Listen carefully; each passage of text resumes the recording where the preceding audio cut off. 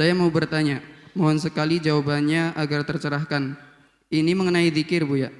Saya pernah melihat ceramah jenengan bahwa zikir boleh dengan suara keras.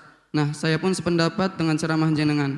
Tapi kebetulan saya menemukan video di akun medsos bahwa di video tersebut jamaah zikir campur baur, lelaki dengan perempuan hingga berjoget-joget, seperti orang kehilangan kesadaran. Dan ada yang perempuan sampai kerudungnya dibuka dan joget sampai auratnya kemana-mana. Di Indonesia banyak sekali, Buya, zikir-zikir yang seperti itu. Gimana pendapat jenengan tentang tata cara zikir seperti di video tersebut? Ilmu saya masih sangat rendah. Di video tersebut ada beberapa yang komen bahwa itu torikot. Tapi kata hati saya, torikot sepertinya tidak demikian. Jujur jika ini salah, saya takut jika aliran seperti ini berkembang. Dan jika ajaran ini benar, saya juga butuh jawaban yang meyakinkan hati saya agar saya tak perlu khawatir dengan hal seperti ini. Terima kasih. Wassalamualaikum warahmatullahi wabarakatuh. Waalaikumsalam warahmatullahi wabarakatuh. Yang pertama, sungguh sangat ketinggalan orang yang masih membahas zikir itu boleh tidak keras atau harus pelan. Suka-suka ente mengangkat suara, yang penting jangan ganggu tetanggamu. Berzikirlah. Sudah umum. Ini tidak perlu dibahas ini. Inna raf'a shauti. Mengangkat suara. Ya. Bidzikri. Dalam zikir, dalam Bukhari meriwayatkan. Idzan sarafu minal maktubati, di saat mereka bubar melakukan sholat, karena fi ahdi Nabi sallallahu alaihi wasallam, ada pada zaman Nabi. Jadi Anda berzikir pelan boleh, mengangkat suara boleh. Tentunya adabnya jangan ganggu yang lainnya. Sudah, ini jangan dibahas, ini selesai, kita kunci. Kalau orang masih ini mundur dia. Lah ini baru berkembang ini. Ada orang mengangkat suara tapi aneh. Berkumpul lagi perempuan sampai buka aurat dan sebagainya. Sekarang yang perlu kita bahas ini, kita tidak akan bisa menghukumi sesuatu tanpa tahu hakikat suatu tersebut. Berbeda di saat kita pondok pesantren begini, lalu santrinya dicampur aduk, ini jelas salah. Nah, campur aduk, Anda buka aurat, dikir-dikir, joget-joget, na'udzubillah, ngundang murka Allah. Cuman kita tidak tahu, makanya kita dalam menilai orang itu pokoknya jangan dengan hawa nafsu deh. Yang harus dikatakan salah ya salah. Wong santri joget-joget laki perempuan bareng-bareng, ini bukan santri. Atau orang yang biasa di majelis taklim ngerti adab, ngerti aurat, ngerti haraman, kok masih campur aduk. Cuman bisa jadi itu terjadi bukan di tempat semacam itu. Saya tidak tahu hakikatnya, makanya kadang-kadang pertanyaan yang dihadapkan pada kami itu kami hati-hati, takut kita tidak tahu hakikat. Bisa jadi itu adalah orang yang nggak pernah kenal zikir. Di sebuah tempat orang bekerja, mungkin di sebuah pasar. Atau bagaimana? Atau tempat ini lagi perempuan, Masya Allah, tidak karu-karuan. Tapi kemudian dipanggil, kita ngangkat suara sebentar. Boleh mau dengar saya sampaikan sebentar? Apa? Yuk kita ingat Allah sebentar. La ilaha illallah. Semua mengikuti pasar. La ilallah. Ada yang pakai baju, rok pendek. Ini. Nah, kalau kisahnya begitu ya. Bukan sesuatu yang terlarang, ingatkan kepada Allah. Makanya kita juga jangan serta-merta menilai deh. Cuma kalau memang dalam keadaan normal diundang untuk menghadiri zikir, kemudian di tempat itu berkumpul lalu ada yang buka aurat segala macam, itu mengundang murka Allah. Tapi kalau tujuannya adalah mungkin di tempat yang memang sebetulnya ada tempat yang di situ tidak pernah digunakan untuk berzikir, lalu kita gunakan untuk berzikir menjadi baik. Terserah keadaannya orangnya saat itu. Karena di hari-hari pertama di awal-awal dakwah kepada mereka. Baru setelah itu dikenalkan nanti kepada syariat menutup aurat dan sebagainya, perlahan demi perlahan.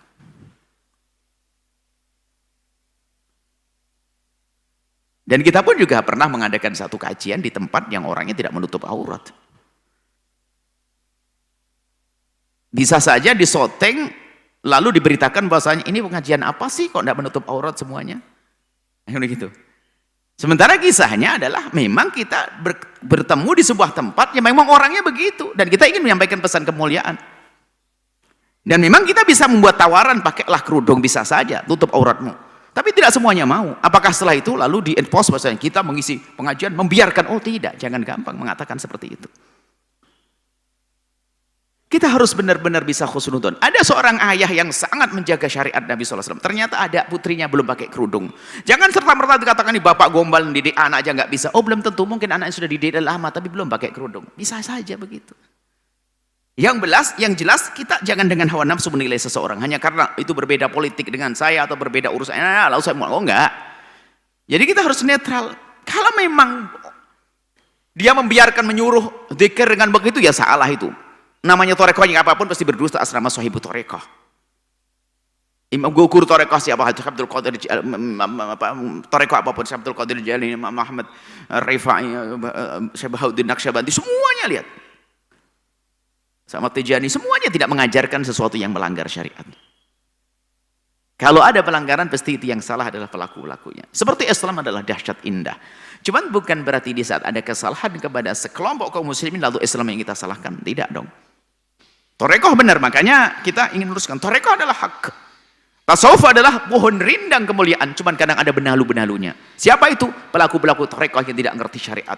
Sehingga apa? Ijtihad, dia mengarang-arang urusan ibadah, cara ibadah, sehingga keluar dari jalur kebenaran. Tasawuf adalah hak. Torekoh adalah benar, sebab torekoh adalah cara beribadah.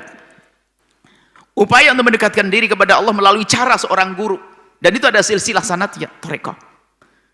Cuman kalau sudah torekoh dibikin oleh orang yang tidak pernah ngaji, tidak pernah belajar, hanya senang dikerumunin orang, lihat dia bisa bikin aneh-aneh. Maka muncul kesesatan. Sehingga yang namanya torekoh, pohon rindang yang indah ini, yang merusak adalah kadang orang yang mengaku torekot. Tasawuf adalah pohon rindang, jangan dipangkas itu pohon. Pohon rindang harus kita lestarikan. Cuman yang harus kita bersihkan adalah benalu-benalu. Ngaku tasawuf, tapi jauh dari ajaran tasawuf. Tidak kenal syariat tasawuf, gak ada. Tasawuf atas kalimat Junaid Al-Baghdadi. Tasawuf dasarnya adalah kitabullah sunnah Rasulullah. Jika disandingkan dengan syariat, kau tidak ketemu, bukan tasawuf yang sesungguhnya. Imam-imam tasawuf kita adalah orang beras, Imam Ghazali rahimahullah, Imam Kusyairi, Imam Haddad rahimahullah ta'ala, yang ratibnya tersebar sana. Imam Haddad, kalau kita tahu bukunya Imam Haddad, lihat buku tasawuf yang luar biasa, yang indah. Imam Haddad punya tulisan buku tasawuf, lihat bagaimana tasawuf. Dia begitu, tasawuf itu seiring dengan syariat. Bahkan tasawuf adalah syariat, rohnya syariat itu sendiri. Sebab tasawuf adalah bagaimana kita khusyuk kepada Allah, bagaimana kita baik dengan sesama manusia, bagaimana kita ikhlas dan seterusnya. Nah, tasawuf itu biasanya diambil oleh sekelompok yang oleh komunitas atau manusia, umat, dengan dalam bentuk torekoh. Jadi torekoh ini biasanya adalah identik dengan tasawuf. Cuman yang jadi masalah adalah pelaku-pelaku torekoh ini. Mursyid palsu. Kata Dr. Muhammad Said Ramadan Al-Buti, guru mursyid, guru torekoh. Di Syam, tidak bicara kita di negeri. Di Syam, waktu beliau menyebutkan, orang yang mengaku murid saja. Ada guru-guru torekoh. Beliau menyebutkan, ada guru-guru torekoh. Untuk menjadi murid saja tidak pantas sebagaimana mengaku guru torekoh. Tidak berpegang dengan syariat Rasulullah. Ya kayak tadi, dikit-dikit ngumpulin lagi permainan. Ini bukan torekoh. Jangan percaya torekoh itu mencoreng torekoh. Jangan diikuti mereka. Kecuali tadi yang kami sampaikan, jika itu momennya gimana sih? Kisahnya itu seperti apa?